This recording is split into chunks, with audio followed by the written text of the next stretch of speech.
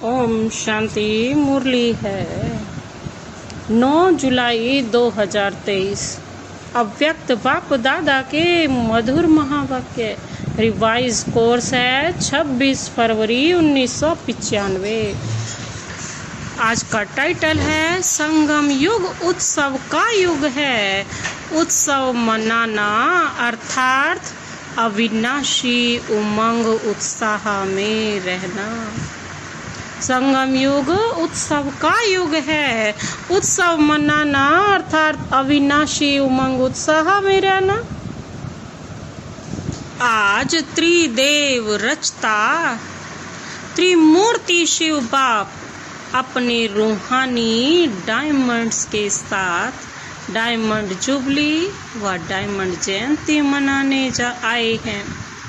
इसी विचित्र जयंती को डायमंड जयंती कहते हो, क्योंकि बाप अवतरित होते ही हैं कौड़ी समान आत्माओं को हीरे तुल्य बनाने। तो बाप दादा चारों ओर के बच्चों को जो हीरे से भी अमूल्य हैं सबको सामने देख रहे हैं। बाप दादा के आगे सिर्फ मधुबन की सभा नहीं है, लेकिन विश्व के चारों ओर के ब्राह्मण बच्चों की सभा है। सबके दिल की मुबारक के स्नेह भरे गीत कहो, बोल कहो बाप समीप से सुन रहे हैं। दिल का आवाज दिलाराम के पास पहले पहुंचता है, तो बाप दादा देख रहे हैं कि बच्चों के सेवा का प्रत्यक्ष प्रमाण चारों ओर से मधुबन बाप के स्वीट होम तक पहुंच रहा है। वैसे भी शिव जयंती को उत्सव कहते हैं। यथार्थ रीति से उत्सव आप ब्राह्मण ही मनाते हो, क्योंकि उत्सव का अर्थ ही है सर्व उत्साह उमंग में रहें। तो आप जो भी बैठे हो सभी के दिल में उत्साह और उमंग कितना है? अविनाशी है या आज के लिए है? बाबा कहते हैं अविनाशी है ना। इसलिए बाप दादा इस श्रेष्ठ संगम युग को उत्सव का युग कहते हैं। हर दिन आपके लिए उत्साह संपन्न है। हर दिन उत्सव है। जो गायन है आप लोग टॉपिक रखते हो अनेकता में एकता। तो बाबा कहते हैं प्रैक्टिकल में जो अनेक देश हैं, अनेक भाषाएं, अनेक रंग रूप, लेकिन अनेकता में भी सबके दिल में एकता है ना। क्योंकि एक बाप है। चाहे अमेरिका में आए हो, चाहे अमेरिका से आए हो, चाहे अफ्रीका से आए हो, लेकिन दिल में एक बाप है। एक श्रीमत पर चलने वाले हो तो बाप दादा को अच्छा लगता है कि अनेक भाषाओं में होते हुए भी मन का गीत, मन की भाषा एक है। चाहे किसी भी भाषा वाले हो, काला ताज तो मिला है। सभी हेडफोन से अपनी अपनी भाषा में सुन रहे हो ना। बाबा पूछ रहे हैं अभी यही काला ताज बदल कर कौन सा बन जाएगा? गोल्डन हो जाएगा। लेकिन सबके मन की भाषा एक है और एक ही शब्द है, मेरा बाबा। सभी भाषा वाले बोलो। बाबा बोल रहे हैं मेरा बाबा। हाँ, यह एक ही है तो अनेकता में एकता है ना। भिन्न भिन्न भाषाओं के, भिन्न भिन्न धर्म के एक ही जगह पर एक बापा के सामने ही सब बैठे हुए हैं। तो उत्साह में रहने वाले अर्थात सदा उत्सव मनाने वाली श्रेष्ठ आत्माएं हो। कभी भी उत्साह कम नहीं होना चाहिए। पहले भी सुनाया था, ब्राह्मण जीवन का सांस है उमंग उत्साह। अगर सांस चला जाए तो जीवन सेकंड में खत्म हो जाएगी ना। तो ब्राह्मण जीवन में यदि उमंग उत्साह का सांस नहीं तो ब्राह्मण जीवन नहीं। जो सदा उमंग उत्साह में होगा वो फलक से कहेगा कि ब्राह्मण है ही उत्साह उमंग के लिए। और जिसका उमंग उत्साह कम हो जाता है उसके बोल ही बदल जाते हैं। वो कहेगा है तो सही, होना तो चाहिए, हो जाएगा। तो ये भाषा और उस भाषा में कितना अंतर है। उसके हर बोल में तो जरूर होगा, होना तो चाहिए।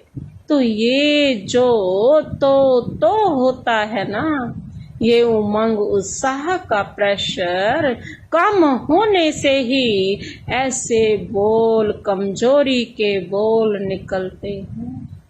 तो उमंग उत्साह कभी कम नहीं होना चाहिए। उमंग उत्साह कम क्यों होता है? बाप दादा कहते हैं सदा वाह वाह कहो और कहते हैं वाय वाय। क्यों क्यों? अगर कोई भी परिस्थिति में वाय शब्द आ जाता है, क्यों शब्द आ जाता है, तो उमंग उत्साह का प्रेशर कम हो जाता है। बाप दादा ने अगले साल भी विशेष डबल फॉरनर्स को कहा था कि वाय शब्द को ब्राह्मण डिक्शनरी में चेंज करो। जब वाय शब्द आए तो फ्लाई शब्द याद रखो। फ्लाई, उड़ जाओ। वाय के आते तो वाय खत्म हो जाएगा। कोई भी परिस्थिति छोटी भी जब बड़ी लगती है तो वाय शब्द आता है, तभी वो बड़ी हो जाती है। ये क्यों, ये क्या, ये कैसे? अरे फ्लाई कर लो ना, तो परिस्थिति क्या होगी? छोटा सा खिलौना उड़ जाएगी ना। तो जब भी वाय शब्द मन में आवे तो कहो ब्राह्मण डिक्शनरी में वाय शब्द नहीं है, फ्लाई है। क्योंकि वाय वाय हाय हाय करा देता है। पाप दादा को हंसी भी आती है। एक तरफ कहेंगे नहीं, हमारे जैसा श्रेष्ठ भाग्य किसका नहीं है। अभी अभी यह कहेंगे और अभी अभी उत्साह कम हुआ तो कहेंगे पता नहीं मेरा भाग्य ही ऐसा है, मेरे भाग्य में इतना ही है। तो हाय हाय हो गया ना। तो जब भी हाय हाय का नजारा आवे तो वाह वाह कर लो, तो नजारा भी बदल जाएगा और आप भी बदल जाएंगे। डबल विदेशी आजकल पॉजिटिव थिंकिंग का कोर्स कराते हो ना। डबल विदेशी कौन सा कोर्स करा रहे हैं? पॉजिटिव थिंकिंग का। सभी विदेश में विशेष कोर्स यह कराते हो तो अपने को भी कराते हो या दूसरों को ही कराते हो? जिस समय कोई ऐसी परिस्थिति आ जाए तो अपने को ही स्टूडेंट बनाकर, खुद ही टीचर बन करके अपने को यह कोर्स कराओ। अपने को करा सकते हो या सिर्फ दूसरे को करा सकते हो? दूसरे को कराना सहज है जब यह नेचुरल स्थिति हो जाए कि हर व्यक्ति को, बात को पॉजिटिव वृत्ति में देखो, सुनो या सोचो तो कैसी स्थिति रहेगी। आजकल के साइंस द्वारा भी ऐसे साधन निकले हैं जो रफ माल को भी बहुत बहुत रूप में, बहुत सुंदर रूप में बदल देते हैं। देखा है ना, क्या से क्या बना देते हैं। तो आपकी वृत्ति क्या ऐसा परिवर्तन नहीं कर सकती? आवे नेगेटिव रूप में, लेकिन आप नेगेटिव को पॉजिटिव वृत्ति में से बदल दो। अगर हलचल में आते हैं तो उसका कारण है निगेटिव सुनना, सोचना व बोलना या करना। ये मॉडल बनाते हो ना, ना सोचो, ना देखो, ना बोलो, ना करो। साइलेंस की पावर क्या नेगेटिव को पॉजिटिव में नहीं बदल सकती?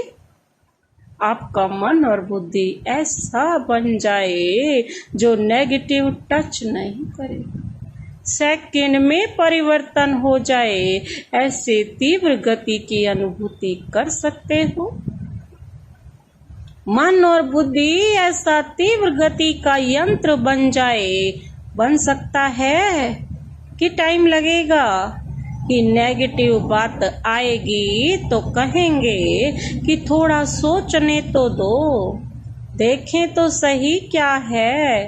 क्विक स्पीड से परिवर्तन हो जाए, इसको कहा जाता है ब्राह्मण जीवन का मजा, मौज। अगर जीना है तो मौज से जिए। सोच सोच कर जीना वो जीना नहीं है। आप लोग औरों को कहते हो कि राजयोग जीने की कला है, तो आप लोग राजयोगी जीवन वाले हो ना, कि कहने वाले हो?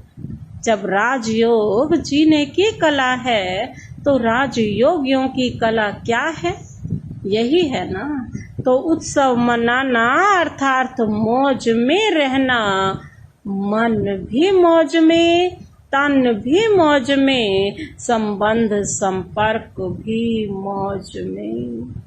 कई बच्चे कहते हैं अपने रीति से तो ठीक रहते, अपने मौज में रहते हैं, लेकिन संबंध संपर्क में मौज में रहें।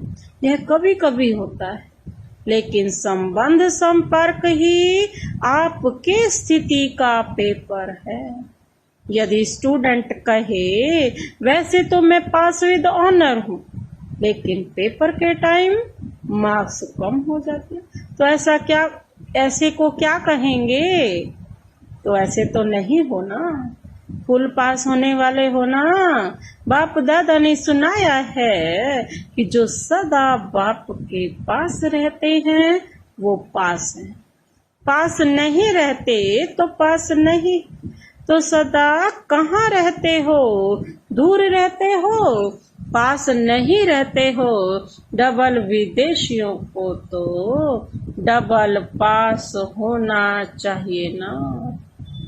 अच्छा, तो डबल विदेशियों ने इस बारी हाई जंप लगा दी है।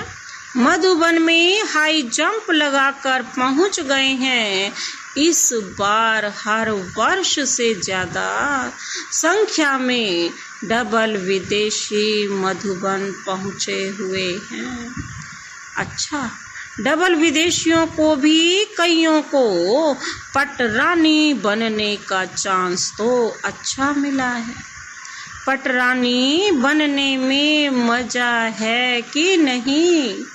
आप लोगों की तो अटैची इतनी है जो उस पर ही सो सकते हैं, क्योंकि एक बड़ी लात है, एक छोटी लात, एक बड़ी लाते हैं, एक छोटी लाते हैं।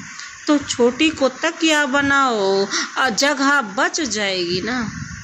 अच्छा, लगता है बाप दादा सीन देखते हैं, कैसे भारी भारी अटैचियाँ घसीट कर ला रहे हैं।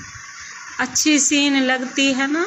संगम पर यह मेहनत भी थोड़े समय की है, फिर तो प्रकृति भी आपकी दासी होगी, तो दासियां भी बहुत होंगी।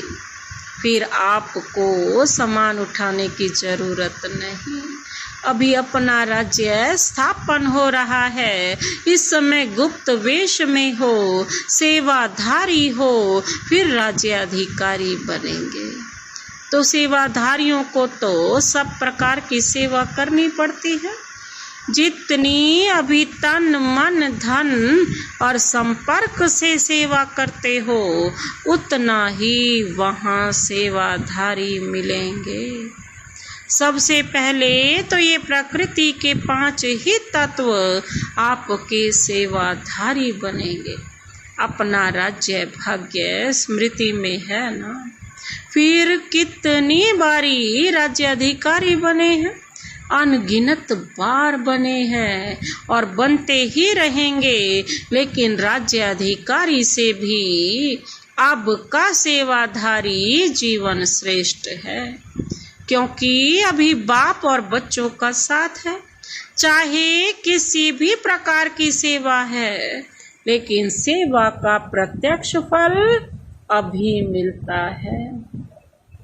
बाप का स्नेह, सहयोग और बाप द्वारा मिले हुए खजाने प्रत्यक्ष फल के रूप में मिलते हैं। जब भी कोई विशेष सेवा करते हो और युक्ति युक्त सेवा करते हो तो कितनी खुशी होती है। उस समय के चेहरे का फोटो निकालो तो कैसा होता है। तो एक तरफ सेवा करते हो, दूसरी तरफ प्रत्यक्ष फल आपके लिए सदा तैयार है ही है। एक हाथ से सेवा करो, दूसरे हाथ से फल खाओ। ऐसे अनुभव होता है कि सेवा में बड़ी मेहनत है। सेवा में हलचल होती है या नहीं, कभी कभी होती है। ये हलचल ही परिपक्व बनाती है, अनुभवी बनाती है। हलचल में इसलिए आते हो जो सिर्फ वर्तमान को देखते हो, लेकिन वर्तमान में छिपा हुआ भविष्य जो है वो स्पष्ट नहीं दिखाई देता है। इसलिए हलचल में आ जाते हैं। कोई भी बड़े ते बड़ी नाजुक परिस्थिति वास्तव में आगे के लिए बहुत बड़ा पाठ पढ़ाती है। परिस्थिति नहीं है, लेकिन वह आपकी टीचर है। उस नज़र से देखो कि इस परिस्थिति ने क्या पाठ पढ़ाया। इसको कहा जाता है नेगेटिव को पॉजिटिव में परिवर्तन करना। सिर्फ परिस्थिति को देखते हो तो घबरा जाते हो, और परिस्थिति माया द्वारा सदा नए नए रूप से आएगी। वैसे ही नहीं आएगी, जिस रूप में आ चुकी है उस रूप में नहीं आएगी। नए रूप में आएगी तो उसमें घबरा जाते हैं। ये तो नई बात है, ये तो होता नहीं है, ये तो होना नहीं चाहिए। लेकिन समझ लो कि माया अंत तक बहुरूपी बन बहुरूप दिखाएगी। माया को बहुरूपी बनना बहुत जल्दी और अच्छा आता है। जैसे आपकी स्थिति होगी ना, वैसी परिस्थिति बनाकर आएगी। आज मानो आप थोड़ा सा अलबेले जीवन में हो तो माया भी उसी अलबेले परिस्थिति के रूप में आएगी। जैसी हमारी सोच, जैसा हम करेंगे वैसा ही माया हमारे साथ रूप बनाती है। आज मूड थोड़ी ऑफ है, जैसी होनी चाहिए वैसी नहीं है, तो मूड ऑफ की परिस्थिति के रूप में ही माया आएगी। फिर सोचते हैं कि पहले ही मैं सोच रही थी, फिर ये क्या हुआ। इसलिए माया को देखने के लिए, जानने के लिए त्रिकालदर्शी और त्रिनेत्री बनो। आगे पीछे सामने त्रिनेत्री बनो। आप सभी त्रिनेत्री और त्रिकालदर्शी हो ना। डबल फॉरेनर्स त्रिकालदर्शी हैं, यस और नो? बाबा पूछ रहे हैं, सब बोलो हाँ जी या ना जी। हाँ जी, अपनी भाषा से तो ये अच्छा बोलते हो। सब खुश हो? हाँ जी, इतने बड़े संगठन में मजा आ रहा है। हाँ जी, कोई कोई यह तो नहीं सोच रहे हैं कि अगले वर्ष भीड़ में नहीं आएंगे, थोड़ा पीछे आएंगे। संगठन का मजा भी प्यारा है। वैसे आना तो प्रोग्राम प्रमाण ही है, ज्यादा नहीं जाना, लेकिन आदत ऐसी होनी चाहिए जो सब में एडजस्ट कर सके। एडजस्ट करने की पावर सदा विजयी बना देती है। ब्रह्मा बाप को देखा तो बच्चों से बच्चा बनकर एडजस्ट हो जाता, बड़ों से बड़ा बनकर एडजस्ट हो जाता।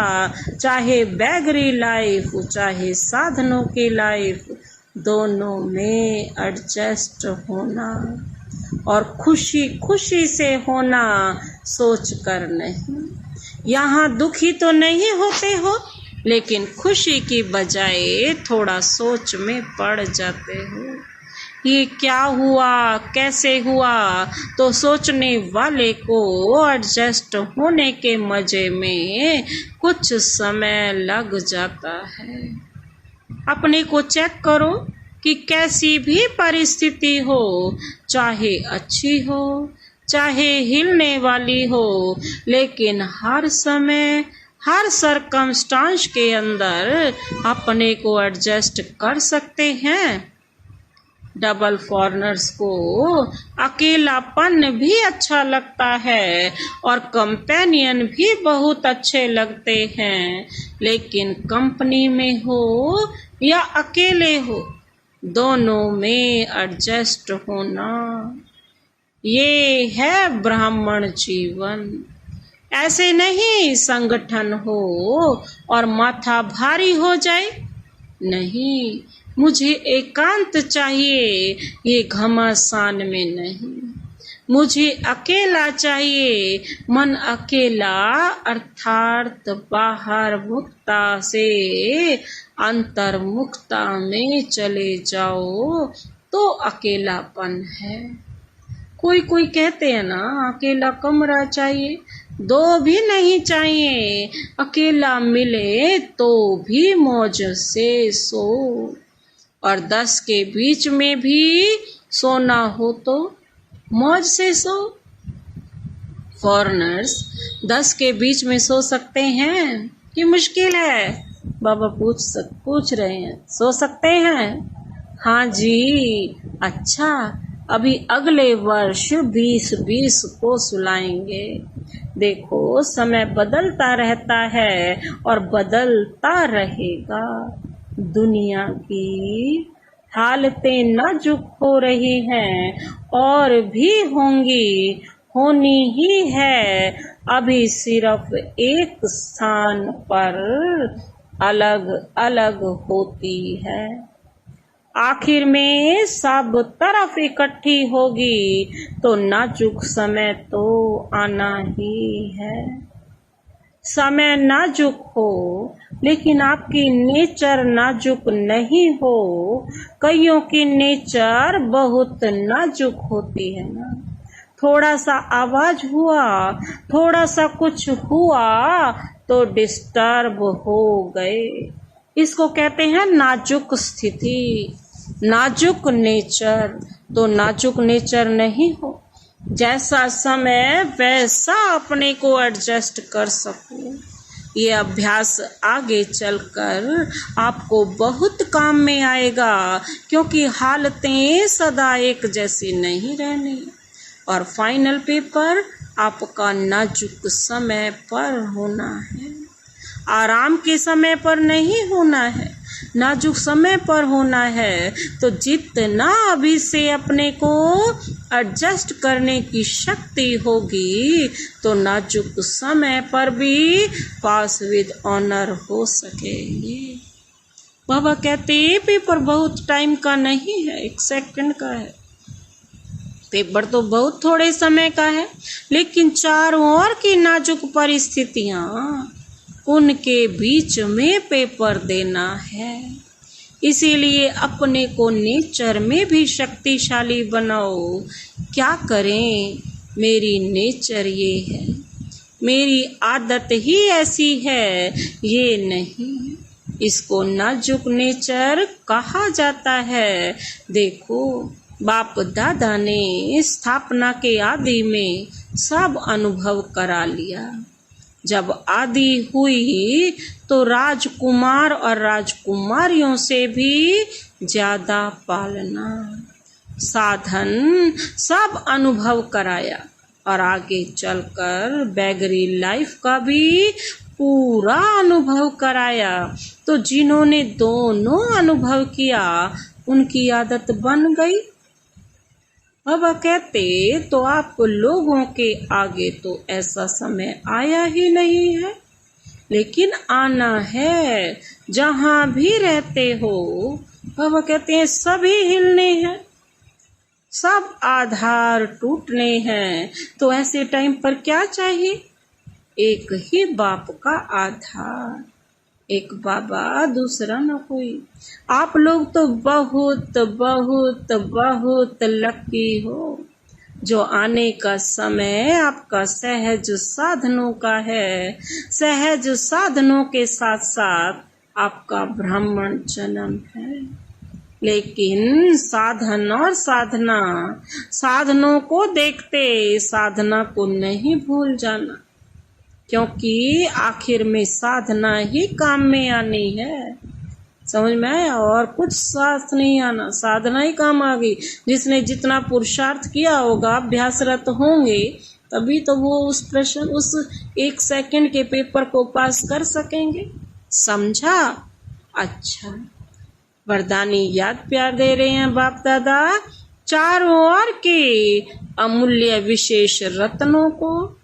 सदा हर दिन उत्साह से उत्सव मनाने वाली श्रेष्ठ आत्माओं को, सदा स्वस्थिति और सेवा के उन्नति में बैलेंस रखने वाली ब्लेसिंग के अधिकारी आत्माओं को, सदा परिस्थिति को सहज पार करने वाली ऐसे अचल अडोल महावीर आत्माओं को बाप दादा का याद प्यार और नमस्ते। हम रूहानी बच्चों की रूहानी बाप दादा को नमस्ते नमस्ते, गुड मॉर्निंग। शुक्रिया बाबा, शुक्रिया। आज का वरदान है संपूर्णता द्वारा संपन्नता की प्रारब्ध का अनुभव करने वाले सर्व झमेलों से मुक्त भव। संपूर्णता द्वारा संपन्नता की प्रारब्ध का अनुभव करने, जो संपूर्ण होगा वो तो संपन्न अपने आप ही होगा, उसको अनुभव करने वाला होगा और सर्व झमेलों से मुक्त भव। स्पष्टीकरण है, संगम युग पर सागर गंगा से अलग नहीं, गंगा सागर से अलग नहीं। इसी समय नदी और सागर के सामने का मेला, समाने का मेला होता है। जो इस मेले में रहते हैं वह सर्व झमेलों से मुक्त हो जाते हैं। लेकिन इस मेले का अनुभव वही कर सकते हैं जो समान बनते हैं। समान बनना अर्थात समा जाना, जो सदा स्नेह में समाये हुए हैं वह संपूर्णता और संपन्नता की प्रारब्ध का अनुभव करते हैं।